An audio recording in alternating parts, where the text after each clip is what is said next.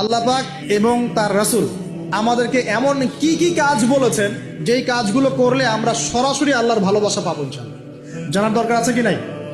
আমি অল্প কয়েকটা কাজগুলো শেষ করছি। এক নাম্বার, আল্লাহ এবং তার রাসূল আমাদেরকে জানিয়েছেন আমরা যদি তাওহীদের উপর থাকতে পারি, একত্ববাদ, লা ইলাহা ইল্লাল্লাহ, আল্লাহর ভালোবাসা পাবো ইনশাআল্লাহ।